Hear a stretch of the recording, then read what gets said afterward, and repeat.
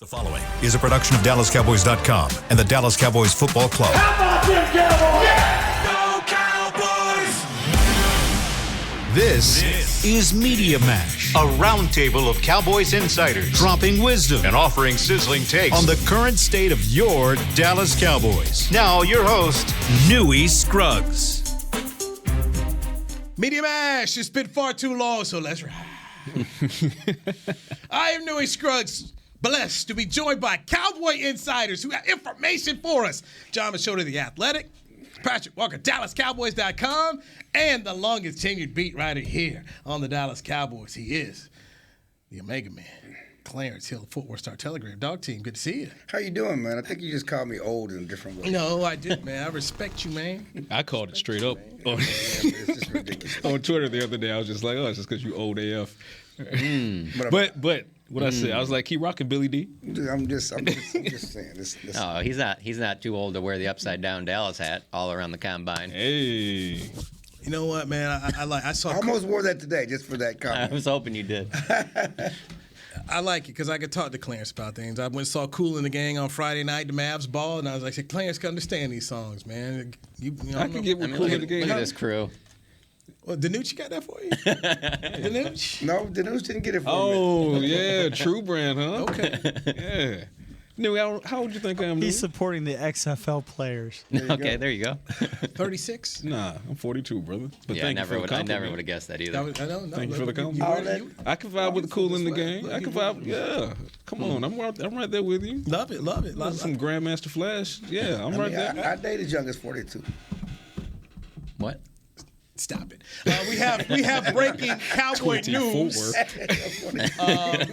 And obviously, this is why we bring you guys here. So Tony Pollard. Yeah. Franchise tag. Yep. Not a surprise, I would No, say. I'm going to say Stevie Wonder saw that coming. Okay, I mean, that was laid out there. $10 million. So now that we know what's happening, I'll start with you, Clarence. Thoughts? Well, I mean, the bottom line is they weren't letting Tony Pollard go, and I don't know how you can come to get a deal done with Tony Pollard just based on your history with Zeke and the continued evaluation of running backs. I don't know where you get the meeting with the mind. They weren't letting Tony Pollard go. My immediately thought was now the focus truly turns to Zeke's contract. And right now, the Cowboys on the cap are the running back position is $25 million? Yeah, $26 million right now? Right now. That's not standing. That won't stand. So right now, you know Tony Pollard's going to count at least $10.1 million on your cap, whether you get a deal done or not. So you have to address Zeke's deal. And that means you have to address Zeke's future. We know what Tony Pollard's future is. He will be here. Will Zeke be here next year? And in what form will his contract be if he does? That's what I think about. Fair enough. Right now, as it stands, it's a placeholder. It gives the Cowboys until July 14th, 15th to work out a long-term deal with Tony Pollard, which is just smart. I mean, you do not want him to hit the open market coming off of the season that he had. And I know some people were saying, oh, well, what about the injury? It's not a soft tissue injury. It's a broken fibula, and it was a clean break. That is not why he had surgery. He had surgery to repair some of the accessorial things that happened. But, I mean, bone heals. He'll be all right. I don't even think that he'll start on PUP, but we'll see how that goes. But I'm with Clarence on that. It turns to Ezekiel Elliott now. And both Stephen Jones and Jerry Jones have either strongly hinted or kind of put out there that they're open to having that discussion with Ezekiel Elliott. Of course, they just keep using the word financial, right? But we know what that means because he's set to hit the cap for $16, $17 million this year. That can't happen, especially now that you've fully guaranteed $10.1 to Tony Pollard. And I'm on record for weeks and weeks and weeks as saying I believe that Zeke would be amicable to taking a pay cut because he wants to stay in Dallas. He wants to remain tandem with Tony Pollard. And Pollard extends Zeke's career much like Zeke would extend Pollard's career. I think it's just a perfect symbiotic relationship. But it's going to have to be a numbers game because as it stands, Zeke's contract isn't going to go into 2023 looking as it looks as we have this conversation. So as long as Zeke and his agent are willing to have that conversation and the Cowboys put up a respectable offer, I think it can get done. I think it can get done. Yeah, I'd say what we've seen up to this point is only going to continue. So whether Zeke's back or not, that Tony Pollard touches number is going to just continue to increase. That's the reason you're doing this. And this is an offense that, let's be honest, they need playmakers. They couldn't afford to let Tony Pollard possibly walk out the door. They just don't. What are you left with then? CeeDee Lamb? Like, you don't have enough difference makers on offense. You don't have enough home run hitters on offense. This is a no-brainer. There's no way that you could have let him leave. It's not like you have this embarrassment of riches with playmakers. Like, you need and you're drafting at 26. There's no guarantee that you're going to get some immediate playmaker at 26 that's going to help you right now. So big time. Yeah. Like, so let's say that you're going to see people we're not going to explain all that to everybody. All right. Don't do this to me right now. So let's say at 26, they take a tight end. Like, there's no guarantee that guy makes that type of an impact right away anyway. And it could be a future Pro Bowl tight end, but there's no guarantee that that's going to be a big time playmaker. Tony Pollard is a big time playmaker. Okay, two things. I don't mean to cut you off. Yeah, you do. And I love Zeke. As I cut you off. I love the Zeke family. I love Dad. I mean, I'm all of this, two things.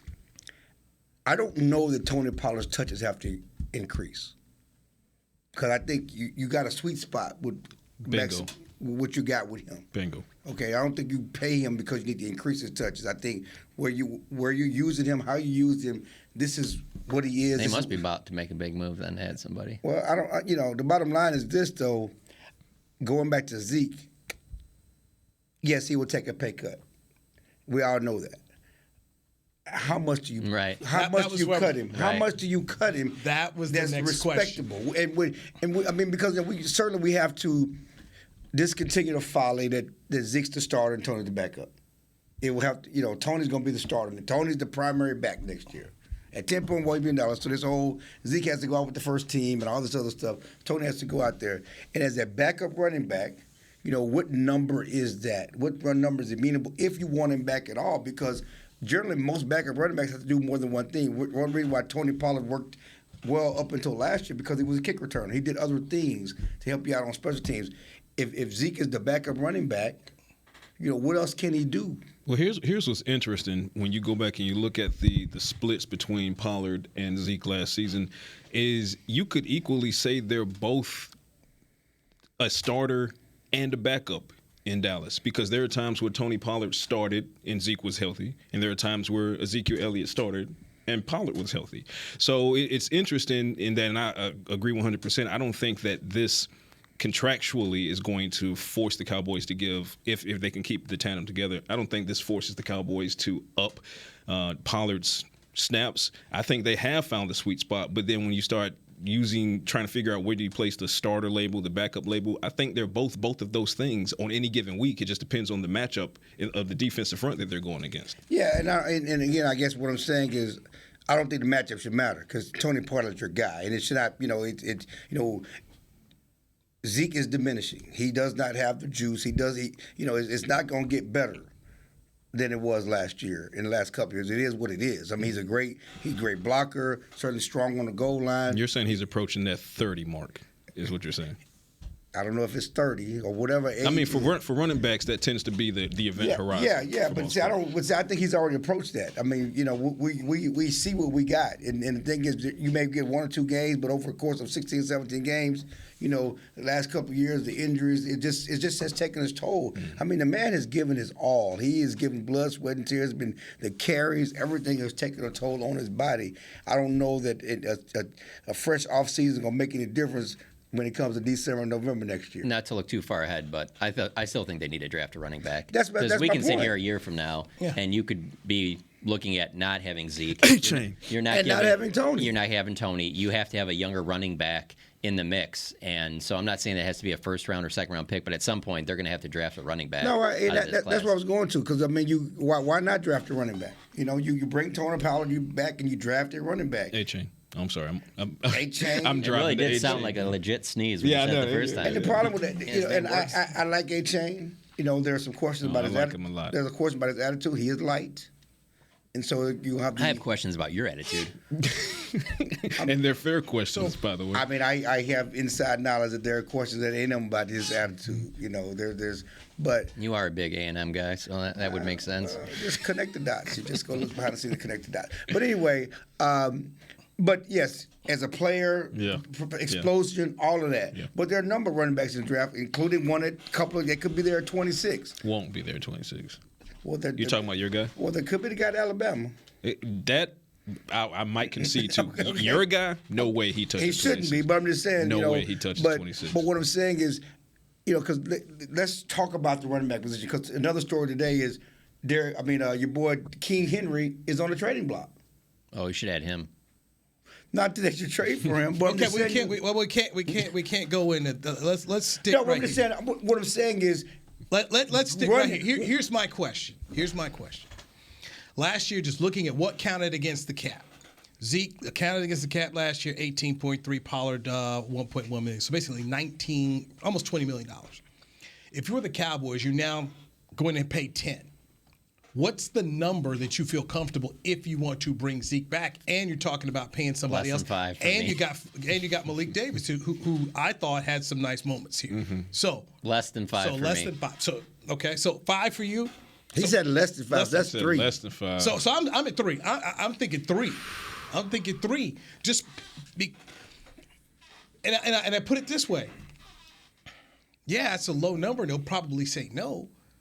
But at some point in time, this is a position you have an understanding of how to draft. Mm-hmm. The Cowboys have done really well. I mean, you got a 4th-round pick out of Tashard Choice.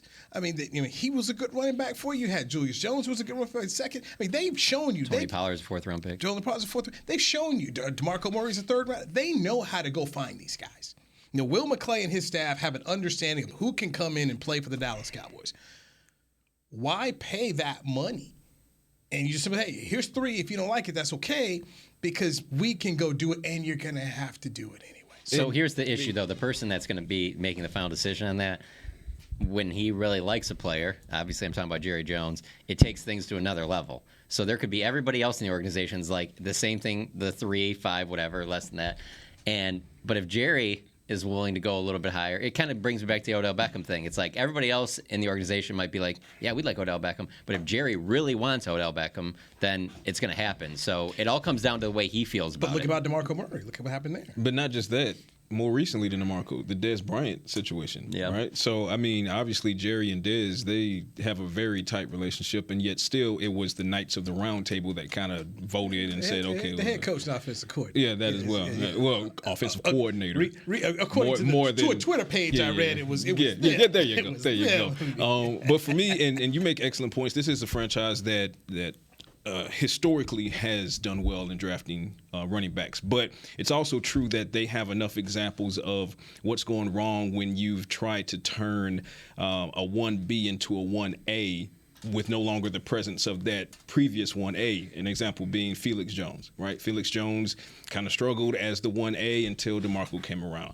Joseph Randle, you saw what happened when Joseph Randle got the keys. Couldn't stand to the Dillons. Yeah, Left some meat on the bone. He left quite a bit of meat on the bone. Yeah. But even outside of the off-the-field issues, which we don't even want to speak on that, but on the field, Joseph Randle just couldn't necessarily string together enough impact games to really make it matter. But prior to that, it was DeMarco is going into free agency. You leveraged Randle against DeMarco, rightfully so, but then when DeMarco left in free agency, Randle gets tossed the keys, and then the running back position goes to hell until Zeke saves the day in 2016. So I hear you on that. I'll say this. Felix, remember, they asked him to gain a bunch of weight.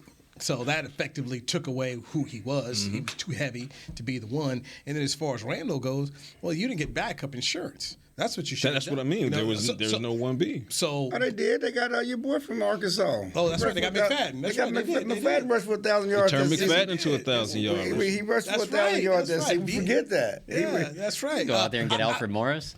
Look, I'm For the 17th time? I am okay. I am okay if they decide to say we will trust our draft and develop folks. And again, that's what I was trying to get at. With the decline. If I'm going to take a running back, I would draft him first, second round, run him, and use him in the prime of his career on that rookie deal at 26, early in the second round. Let's do that. Because you're going to get him in the primary. All the great running backs, whether Zeke, Chris McCaffrey, they played their best football, on their rookie deal. So here's my problem with that. My problem is we mentioned Malik Davis. He's shown signs, okay? If for whatever reason you can't get things worked out with Ezekiel Elliott, you have Tony Pollard, you have Malik Davis, but then you start looking at your other positions, right? So you don't want to draft purely based upon need, but need factors into it as well. You got to figure out the CB2 situation opposite Trayvon Diggs. And even if you move Bland out, you still got some things to figure out there at cornerback.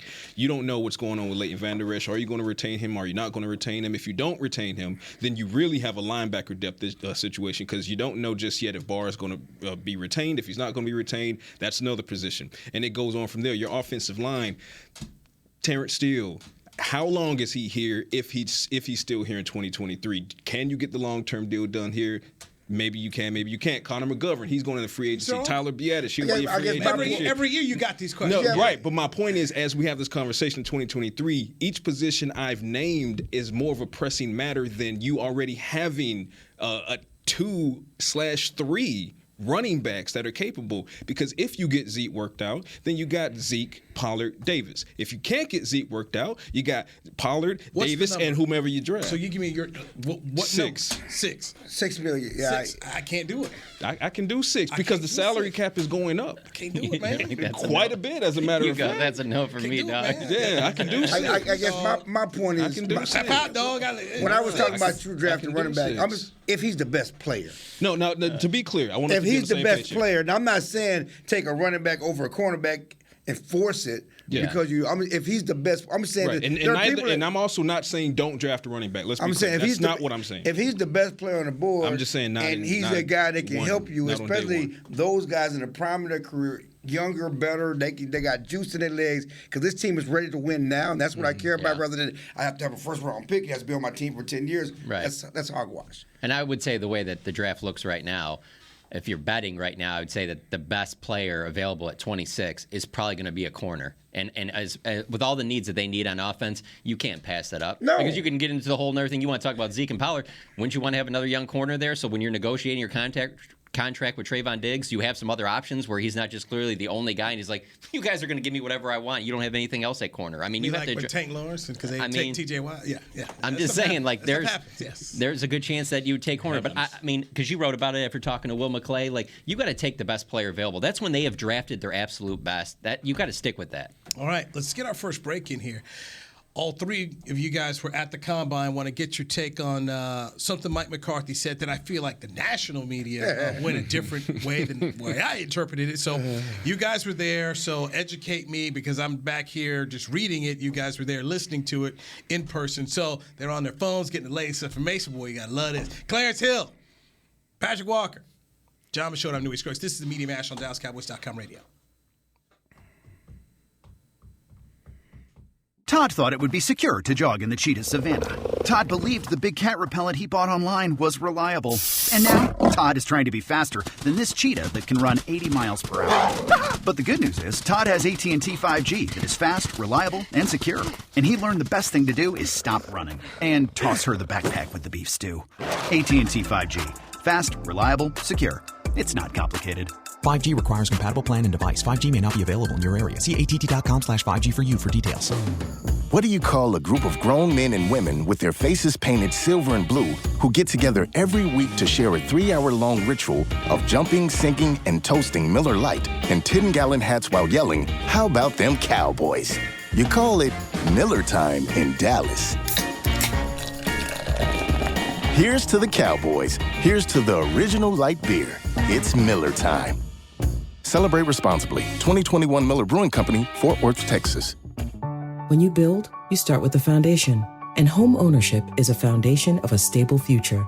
The Bank of America Community Home Ownership Commitment has helped over 34,000 people lay the groundwork so far, with up to $10,000 towards your down payment or 3% of the purchase price, whichever is less. The satisfaction of owning your own place can become a reality. Visit bankofamerica.com/homeowner to learn more. What would you like the power to do? Bank of America N.A. Equal Housing Lender. Credit and collateral is subject to approval. Restrictions apply. This is not a commitment to lend. The season is finally here. For months, we've been gearing up to win.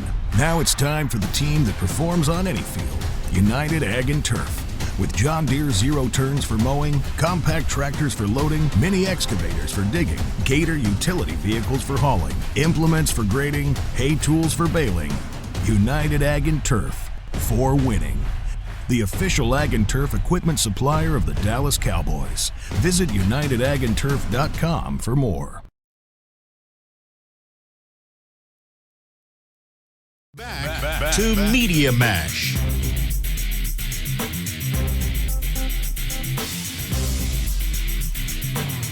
Media Mash here with a whole lot going on. All right, we already hit with Jon Machota, Patrik Walker, and Clarence Hill about Tony Pollard and the $10 million franchise tag he's got. Cowboys have until around July 15th to try to work out a long-term deal there. And then there's the whole Ezekiel Elliott question. You guys were at the Combine in Indianapolis, a place I have never been. I've only been to Indianapolis for a Super Bowl. I'm glad I wasn't there. It just seemed like it was a lot of people. It was a lot. And I'm trying to figure out what kind of hotel space you can find there anyway. Just where to eat, because that was the Super Bowl was a problem. Like, we had no place to eat. But Mike McCarthy spoke to the media, and I saw the soundbite. I should say something. I saw the quote about Kellen Moore. And I hit you up, John, on text. I just said, did he say that on the podium? Because my producer, Victor Winward, was like, hey, man, can we find this? And I can't. I was like, maybe he did it on the walk-off. You said it was at the breakfast. So Mike McCarthy got lit up by Ryan Clark, who said he's throwing Kellen Moore under the bus. And I never took the comment that Mike said as in throwing Kellen under the bus. He praised Kellen. He said, I was where Kellen once was. I wanted to score points. Then you become a head coach. Head coach, you want to run the ball. You got to look at it bigger. I thought it was Mike McCarthy saying, I zoom out as a head coach and a play caller now. Kellen Moore, this is your first. This is your first coordinator team. You trying to score. You zoom in. That's how I took it. But you guys were there. Patrik, start first. Well, first of all, Mike McCarthy could not have offered more praise about Kellen Moore than he did. Funny thing that John said before we went on the air, which was completely accurate.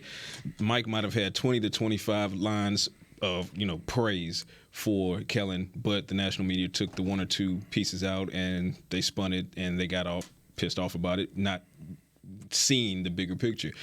And it's funny to me because funny and sad. It's to me because Mike McCarthy basically explained all the good things Kellen Moore did, and indirectly in saying that they're not scrapping this playbook, right? They're not completely setting Kellen Moore's playbook on fire. They're just going to add some tweaks and some intricacies to it.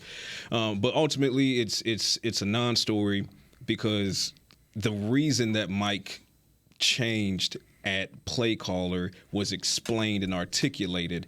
And if he didn't explain and articulate that, then everyone would still be wondering, well, why did you? If you only have great things to say about him, then he should still be in the building. Well, Mike said he was great at this, and this.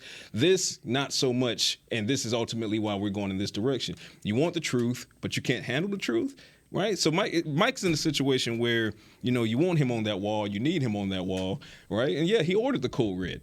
Right? He ordered the code red. I didn't have an issue with it because of things he had spoken about on the other podcast show I do, Players Lounge. We've been moaning and groaning about it for a long time. John, I'm not even saying, I don't even think that he thinks that there's a big difference in their philosophies. It's just one of the big things that Mike's trying to do is he thinks it needs to be called a little bit differently for this particular team.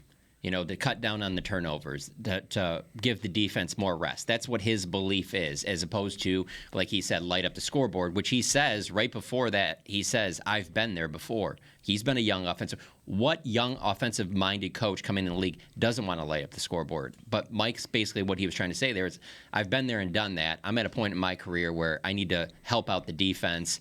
Our defense is very good. We need to do different things. Now, him saying that, I understand that was taken. There's a lot of people that think that that's a poor way to go about it, that your best way to run clock on offense is to get first downs by any means necessary, not necessarily running the football. Reading between the lines from everybody we talked to this week, I would say the biggest shift in philosophy probably comes from two games, and it isn't the San Francisco game. It's losing the game losing the game in Jacksonville and then losing the game to Green Bay. When you have 2 touchdown leads in the second half, those need to be wins. If those are wins, maybe you're where Philly was with that having to, you get a bye, you have home field, you have to play that Giants team, you get the 49ers who didn't have a quarterback, and then you're in the Super Bowl. Because I'm sorry, I just don't look at it as like this was just some epic disaster and they just had to go another direction. They moved on from Kellen Moore because something had to change for them to feel like they need to take the next step. And to be honest with you, if they don't take the next step, it's on Mike McCarthy. So he wants to be the one that's, hey, this is on me then. Here's what's even more wild about it is I think people are forgetting that Kellen Moore himself stood on that podium in that media room earlier this season and kind of in a self-burn fashion said, I want to throw the ball, 60 times a game, but I realize I can't do that. Okay, so Kellen just told you, he admitted this season that he's kind of fighting against himself. He wants to throw the ball all the time, but he's starting to understand the value of when to peel back and run the ball. Maybe Mike McCarthy didn't see enough of that, so when Mike McCarthy reiterates it, keep in mind he's just reiterating what Kellen has already put out there. Clarence, jump in. I think this is a classic example of sometimes being too honest. Mike didn't have to say anything. Stephen had told us, we want to go different philosophy. Jerry, they talked about this. Mike trying to be amenable to the media and be honest about everything. He was too open and honest. When you're open and honest, people can take things and dissect them the way they want to. Don't I know it? And that's what happened. Don't I know it? I mean, and so you got this whole quote. I love Kellen. I gave Kellen an opportunity. But, so as you know, once you say but, we ain't heard nothing you said before. Is that how when you break up with your ladies, you give it to them? This is life. The 42-year-old. This is not just Clarence Hill. We all know this. The 42-year-old. Once you say but, all this, I love Kellen. I appreciate Kellen. He's a great young man. All that's out the window. Now let's talk. That's what you really mean. Now what are you really trying to say? And that's what people are focusing on. And the problem with that is that where it's coming from is a coach who most people remember got criticized for not running the ball in Green Bay. Okay. Much of his last few years in Green Bay got criticized for throwing the ball too much and not running the ball. And now and that's when you was a head coach. Now we was a hot shot offensive coordinator, okay? Mm-hmm. You was the head coach and charted the whole team. And a lot of the criticisms in Green Bay was he refused to run the ball, and it was pass happy. Well, he had a little bit of different. I was going to say, could that be the Brett Favre, Aaron Rodgers Don't variable? disagree with. We're just talking facts. Now y'all are bringing up other facts. I'm just telling you. The idea that I think a lot of people. There are factors. So I'm just talking on national media hear that, and they go back to what we remember about you as a play caller. The last time you were a play caller, this was on your ledger. Yeah, they're not coming beneath this surface here. That's what so Clarence is saying. They're right here. They're going to stay here because this is what keeps those are national talking points. If you want to have a TV job and you want to keep your job, you ain't going to sit there and go up there and be like, "Hey, did you hear what Mike McCarthy said about Kellen Moore? A lot of good things. He really liked him. It just didn't work out." Yeah, I mean, that's not on ESPN. No one's putting it on TV. And the thing about it is, it comes with the dinner. You're the Cowboys coach, for sure. Okay, and so yes, McCarthy's not happy, and Tad's not happy, and everybody's mad because he's getting killed because of what he said about Kellen. This part, but not, and they don't bring up this part. We're big boys here. This is not the first time that the Cowboys, anything they said about the Cowboys, are going to take on a new life of its own nationally. So let me spit this on this standpoint, and where kind of the biggest view of it all is. Mike McCarthy's liked calling plays, and he's told us many times when we've gone to press conferences he liked it. We don't know if this is going to be his last year. So if you're going to finally take it over and do what you want, like if I go down, I'm going to put my boots on. My way. Doing it my way. I'm coming out shoot. I ain't going to ask Kellen Moore, hey, man, shoot it that. No, I'm going to take it here. The crazy part for me is that, as John said, that he's 12-5, 12-5, past 2 years. Done something no coach has done since the 90s with 12 wins and back-to-back Switzerland. Very Switzerland. Done, back-to-back playoff wins. But yet, we all accept and understand this man's job is on the line in 2023. He ain't done enough to keep his job past 2023. But you work for the NFL's version of George Steinbrenner. And we all, so that's our part of this too. We all really understand, and no one's even blinking the fact that this man has won, as Steven said, more games than any team in the NFL, save for Kansas City the past 2 seasons. But yet, his job is on the line, and we're not blinking on that. Because we ain't seen the contract extensions. Some point, Steven, you can praise him all day long. Here's 4 years, right? And what frustrates me, even as we do this conversation, because there's so many layers, factors, and there's this understanding, talking to Steven, that and those guys, that the offense has, reached the ceiling under Kellen Moore. It's going as far as it can go. And I know what you're going to say because you're going to jump right back down my throat. I believe that this year they had less weapons on offense. They did. Oh, yeah, I wouldn't disagree with that. Okay. The only thing I disagree with you with sometimes is you make it sound like it's just they had the worst weapons in the league, and it's like it wasn't that bad. But my point is, you took a step back with less weapons on offense, and now you're saying we've gone as far as we can go with this. Oh, yeah. You know, that's kind of, like, how you give your quarterback less weapons? And the thing, we go back to that championship game or the playoff game, we can already acknowledge that the Cowboys had two players teams would be scared of, and they lost one on that field. Yeah. Give me more weapons. I mean, like Jerry pointed out, and then tell me we've gone as far as we can go with this offense. Give me more weapons and tell me Dak, whatever, whether it's Dak, whether it's Keller, whatever. Give me decent weapons, which is why this offseason we need juice. We need to make a big move. We need juice on offense. Who didn't know that? I've been saying that since last year. We like our guys. It's been CD in the maybe since last year. We like our guys. That's what we were told all training camp. We like our guys. Who didn't know that? So if the offense has reached its peak, I would love to see the offense reach its peak with the best weapons on the field. That's all I'm saying. Let's take our last break here.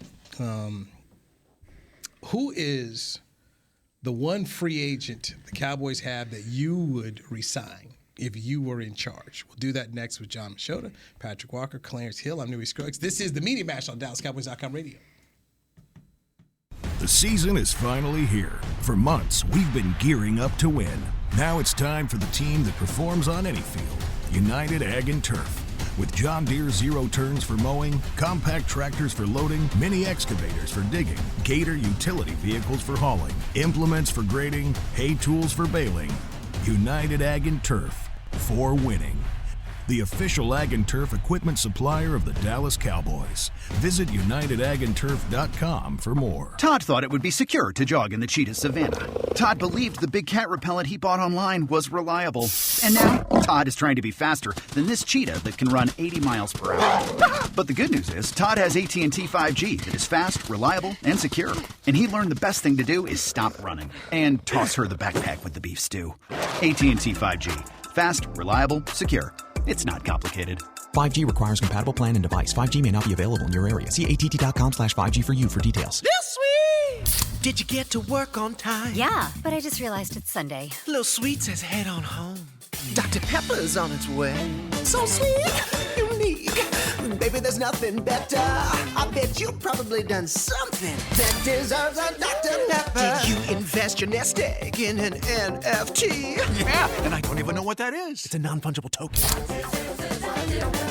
Everyone's done something that deserves a Dr. Pepper. When you build, you start with the foundation. And home ownership is a foundation of a stable future. The Bank of America Community Homeownership Commitment has helped over 34,000 people lay the groundwork so far, with up to $10,000 towards your down payment or 3% of the purchase price, whichever is less. The satisfaction of owning your own place can become a reality. Visit bankofamerica.com/homeowner to learn more. What would you like the power to do? Bank of America N.A. Equal Housing Lender. Credit and collateral is subject to approval. Restrictions apply. This is not a commitment to lend. Back to Media Mash. Media Mash. You see them on their phones because they're insiders. They never stop working for you. We got Clarence Hill, the Fort Worth Star Telegram, Patrik Walker, DallasCowboys.com, and Jon Machota of The Athletic. I'm Newy Scruggs. So, gentlemen, I'm going to make you GM for the day, or at least the last person who talks to Jerry Jones before he makes his decision. Who's the one Cowboy free agent that you say, I can't let that person go? Take away Tony Pollard because he's got the franchise tag, so you know he'll at least be here one more year. John. Yeah. I'm not saying that this is the best player of the group, but with all things considered, for me, it would be Leighton Vander Esch. When I say all things considered, it's what I think that he can get on the open market. Medically, obviously, he's had some issues. The other thing I factor in is the way the team looked when he wasn't on the field.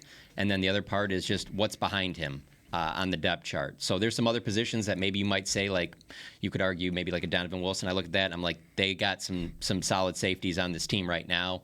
So I can maybe move some pieces around there, maybe draft one later. I don't know what they're doing at linebacker if they don't re-sign Leighton Vander Esch. All right, Clarence. Besides Tony Pollard being a must? Yeah, Tony Pollard. He said at the beginning of the segment. I know. I was. What were you doing? Share. Agent was texting me. Oh, sure it was. It was Agent. This is 42-year-old. So it was Agent. I don't know if there's a must on as the guys. I mean, I like Donovan Wilson, but you got two safeties. You're not going to tag in $14 million. You got some young guys. The coaching staff definitely wants Donovan Wilson back. Oh, you want him back, But the question is for you, Clarence Hill. You're talking to Jerry.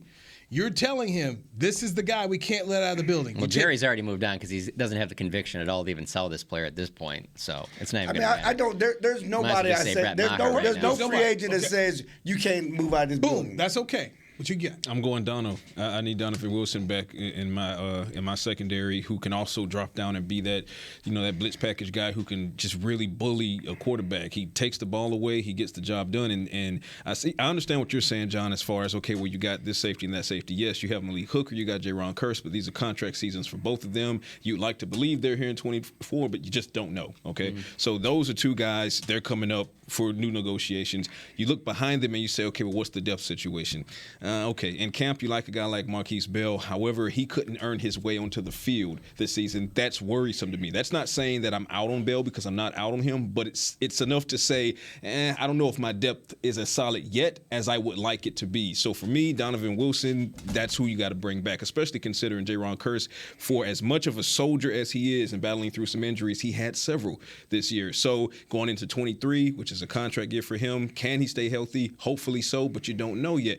Too many I don't knows all over the place on defense, especially linebacker. Yeah. But I think if you take Dono out, we know what Leighton Vander Esch looks like, or what the defense looks like with LVE on and out.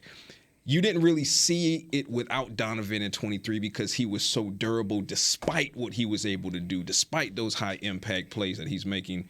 And you hope that you don't have to see it without Dono. So bring me back Donovan. The problem with Leighton, and he's important to the defense and getting them lined up and all of those stuff, is the health. You can't trust the health. And they're not giving him most of your deal. I know you were there. His agent was upset after being, coming in and negotiating on the bus because the Cowboys are not budgeting on that. That's one reason why last year, he actually had a multi-year deal with Pittsburgh last year. And they pulled it in the last minute when they signed Miles Jack. And that's why he came back to the Cowboys on the one-year deal. And, it's going to be the same way this year. He wants to stay here. They want him to stay here. But the Cowboys are not budgeting on no multi-year deal for Leighton because they don't know what his future is year to year. It's just crazy because, Jabril Cox just gets forgotten about because he didn't make much of an impact. Jabril Cox last year had the Michael Gallup year, where you just kind of were expecting more from him because he was coming off the knee injury he just never met. So, and it certainly looks like Damone Clark's going to be a good football player. There's no question. But there's just a lot of questions at linebacker. And I'm not really big on drafting linebackers that are true linebackers very high. So maybe, hey, they found Damian Wilson. They found Anthony Hitchens, fourth-round guys like that. Maybe they can find another one. But I just don't like their linebacker crew if they don't have Leighton. And that's all fair. And I'm with you in that Leighton Vander Esch has a ton of value in my eyes. And I would pound the table for Leighton, but I wouldn't pound it as hard as I would pound it for Dono. That's over 100 combined tackles, 5 sacks. And this is his second version of a breakout season because he had a breakout season in year 2, had a little bit of injury in year 3. Year 4, he balls out. Dono is the tone. Now, give me a number. Oh, okay. Safety market is out there. Right. So because you got Jesse Bates and you got some of those other guys. Right. So you're not doing 14. I'm not doing 14. So then what? Give me a number. If I could get Dono, because you're paying Zeke 6, right? Fair. So that's okay. So let's slide the scale a little bit. If I can get Dono for 10 or 11, I'm in for that. A year? I'd average him 4 for 40. 4 for 40. 4 at 40. I don't think there's any way they'll give him that. He's going to be your highest paid safety, is what you're saying. Dono? Yeah. I don't know because the market is weird. The market is weird. I'm talking about on this team, he's going to be paid higher than those other two. Oh yeah, absolutely. Okay, but for a franchise, it never pays for safeties. Until Dan Quinn got here. And never drafted. Because I say that. Here's the little bit of a longer form explanation.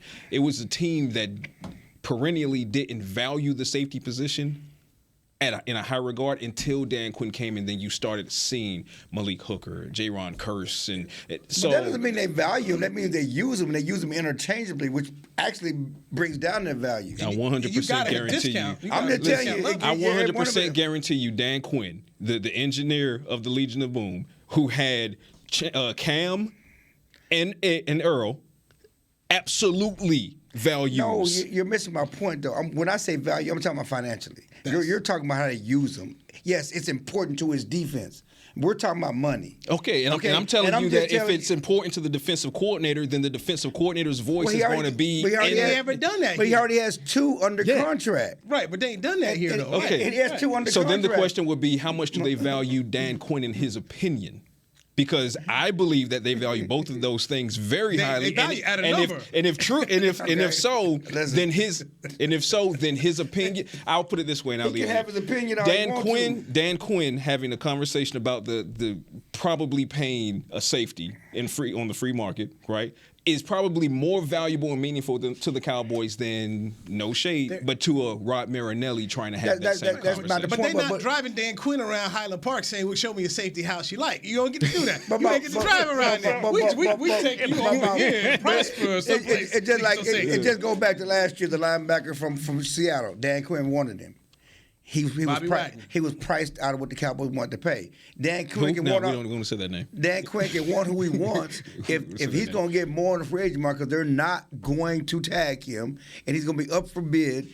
He's going to be priced out of what the Cowboys are going to pay because they don't value financially paying money to safety. Now, you will say this, and That's what I'm sure we can about. all agree on this. There are 2 things at work here because free agency is always a two-way street, which is why I get furious when people on Twitter and the social sphere act as if it's a one-way street. Like if a guy goes somewhere, it's because, the team didn't offer him enough money. These negotiations are super complex. We all know that. So if it's a situation where Dan Quinn values the safety position, e.g. Donovan Wilson, very highly, and the Cowboys are amenable to hearing him out on that, and Donovan is amenable to maybe lowering his ask to stay with Dan Quinn, a player's coach, a guy who has helped him reach an elite level, then I think it could get done. But we'll see, obviously, because I'm not speaking for Dono any more than I'm speaking for Jerry Jones. I'm not lowering my money.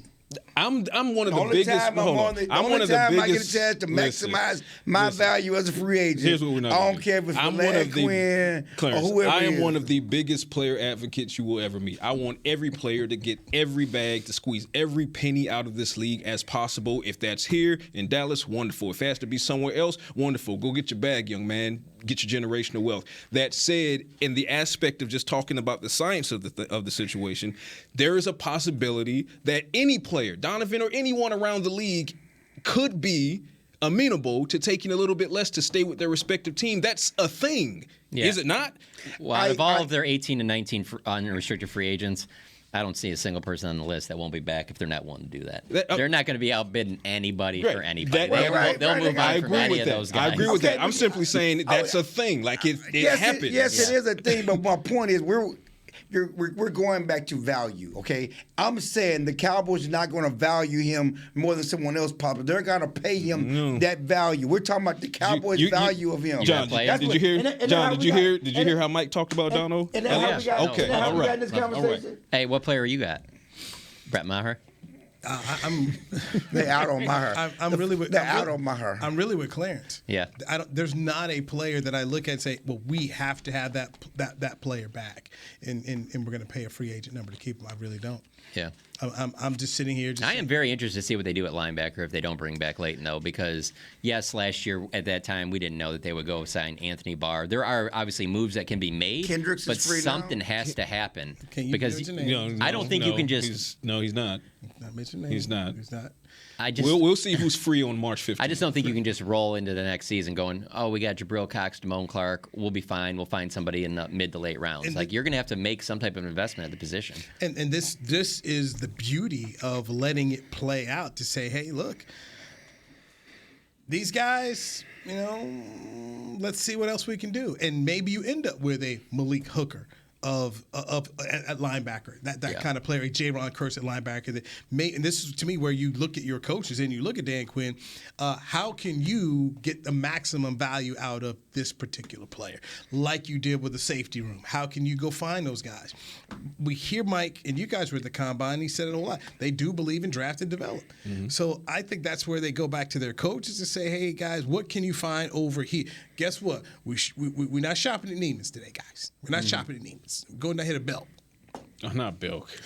I love Belk. Ain't nothing wrong with Belk. I love Belk. I got a Belk card, son. I'm up in the Belk all the time. I'm up in the Belk, so I use the place I go all the time. So that's why I'm just saying. What about Ross? I like Belk. Clarence has an NIL deal with Ross. He's always bringing up Ross. You are always bringing up Ross. And wherever you feel comfortable, you do. You walk into Ross and there's a cardboard cutout of Jill just waving you. Well, I just said they go into the Grapevine Mills outlet. Okay, hit the outlet. They look at the outlet for the. Yeah, I mean that's funny because just like whenever you guys get back, I'm sure your bosses say let's write something about, what our biggest takeaways or things we learned during the week and everything. And all I'm thinking, it's gonna be more of the same, business as usual. Like there ain't breaking the bank to sign anybody. There's not a big move imminent. I mean, I thought there was this big move that they're working to make this big. The big offensive splash. The big splash. They were working tirelessly to make something happen. It's a big move. Cowboys are making a big move. Maybe the big move is C.J. Stroud. Maybe the big move. Big move to C.J. Yeah, they're gonna sign C.J. Maybe Stroud. it's a tight end at 26. That's like that. They would, that big move would happen when your man Tyrone Crawford gives you that whole thing he was doing. We're gonna make a boom. Cowboys, we're gonna make a boom. Very inside. Very inside. I caught you guys. I caught the gist. Damn. But listen, the Cowboys want and it's just like the OBJ. Jerry says, "Yeah, I've got the same interest in OBJ. I got the same interest." After he was asked multiple questions about it, he could offer that up very beginning. I got the same interest in OBJ, but I ain't talked to him. Yeah, indirectly 3 times. But I ain't talked to him directly. When I was interested in him, I talked to him directly. Yeah. But I got the same interest, but I have not talked to him. Now, he's free. He don't have to wait till the start of free agency. You can sign him at any time. I'd rather have T.Y. back. That's fine. I'm just talking about Jerry. Yeah, I get it. But he said I got the same interest I had during the season, but yet I have not talked. I talked to his mama. Is it a big move to you guys if they traded for Brandon Cooks or Allen Robinson? We can't talk about the names. My bad. Talk about those I names. didn't hear anything you just said. Anyway, my bad. Guys, this is fun. We'll have to find another date to do it again, to do the media match with Clarence Hill, Patrik Walker, Jon Machota. I'm Newy Scruggs. This is DallasCowboys.com. I work for the Cowboys. This has been a production of DallasCowboys.com and the Dallas Cowboys Football Club. How about this, Cowboys?